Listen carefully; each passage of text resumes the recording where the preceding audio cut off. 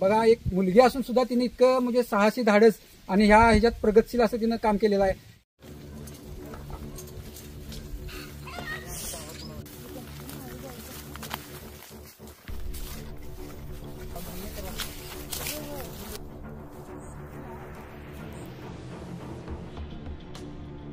नमस्कार, स्वागत आहे सर्वांचं श्वेता सुतार वाईल्ड लाईफ रेस्क्युअर या यूट्यूब चॅनलमध्ये. तर आता मी येवलूज या गावात आले.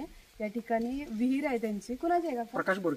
प्रकाश बोरगे यांची विहीर आहे आणि त्या विहिरीमध्ये नाग साप पडलाय. तर आता माझ्यासोबत सर्पमित्र अमर तोडकर सर देखील आहेत. तर आपण या सापाला आता रेस्क्यू करायचं आहे. या ठिकाणी तिथं विहिरीत बघू शकताय नाग जातीचा विषारी साप आहे. कधी बघितला तुम्ही? 1 तास झाला बघून.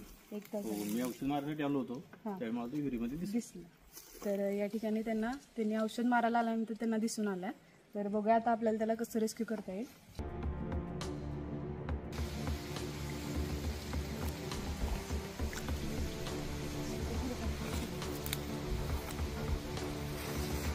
तो इकडे माझ्याकडे बघायला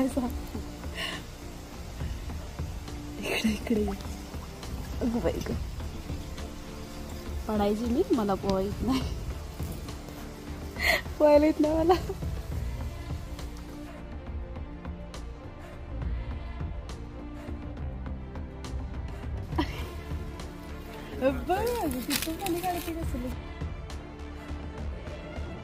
पाना काढायला पाण्यात पण कसलं मस्त.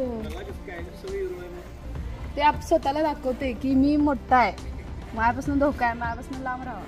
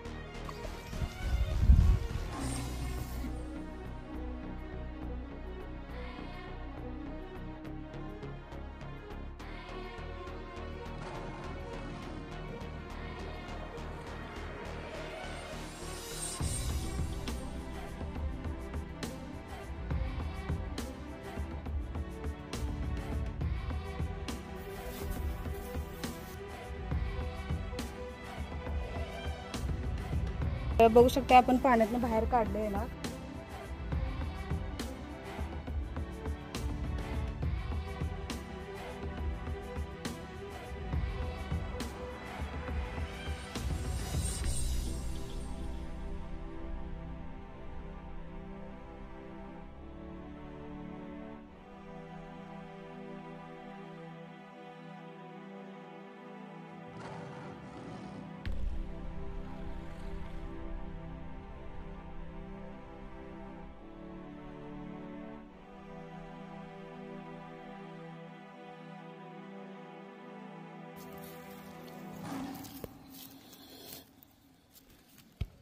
तर या ठिकाणी आपण विहिरीतनं बाहेर काढले. आता त्याला तिथं कट्ट्यावर येऊन बसलेला तो तिथं.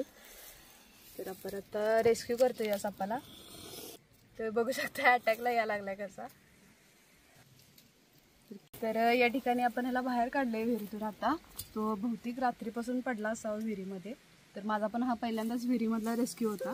तर आपण याला सेफली आता रेस्क्यू करतोय. भारतातील जे प्रमुख 4 विषारी साप आहेत, नाग, मण्यार, घोणस, पुरसे, यापैकी हा नाग जातीचा विषारी साप आहे.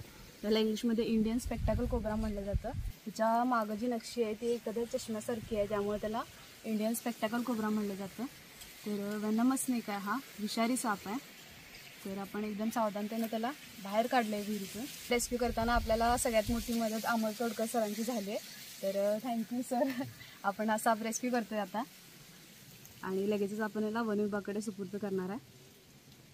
किती सुंदर आहे बघू शकताय, पण तितकाच घातक देखील आहे आणि तितकाच पर्यावरणासाठी देखील महत्त्वाचा आहे. त्यामुळे तुमच्या घरी साप आल्यास त्याला मारू नका. जवळील सर्पमित्राला किंवा वन विभागच्या 1926 या टोल फ्री क्रमांकावर संपर्क करा.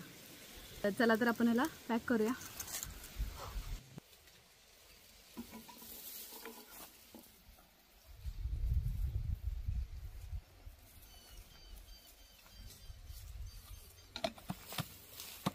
तर आपण याला सेफली पॅक केलं.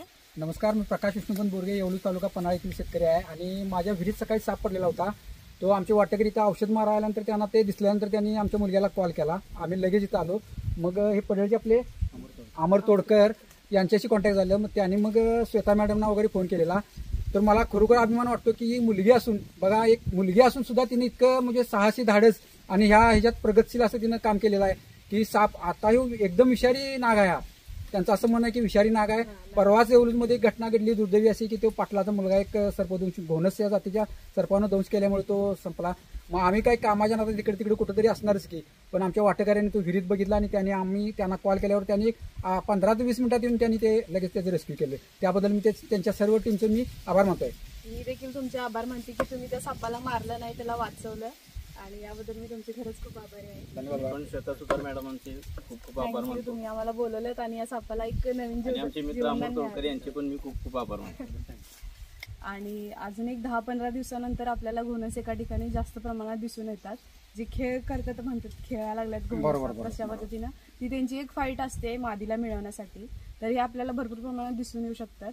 त्यामुळे आपण सर्वांनी काळजी घेऊन राहिली पाहिजे. तर माझी सर्व शेतकऱ्यांना विनंती आहे की त्यांनी शेतात काम करताना गमबूट वापरा, 100% गमबूट वापरा. आणि आपण जेव्हा गवत कापत असतो तेव्हा ते गवत पहिल्यांदा हलवून बघा. आता मी इथनं गवतात आल्यावर मला किती भीती वाटत होती हे मला माहिती आहे, कारण आम्ही एक्सपिरियन्स केला. आम्हाला माहिती आहे की गवतात तिथं कशा पद्धतीनं साप कॅमोफ्लॅज होऊन बसू शकतोय आणि इथं चावण्याची शक्यता असते साप. त्यामुळे गवत कापत असताना पहिला ते गवत हलवून बघा तिथं काय आहे का, आणि मगच हात घाला त्यामध्ये. असं चावण्याची शक्यता असते, त्यामुळं सगळ्यांनी काळजी घेऊन राहा. तर चला तर आपण या सापाला वन विभागाकडे सुपूर्द करूया.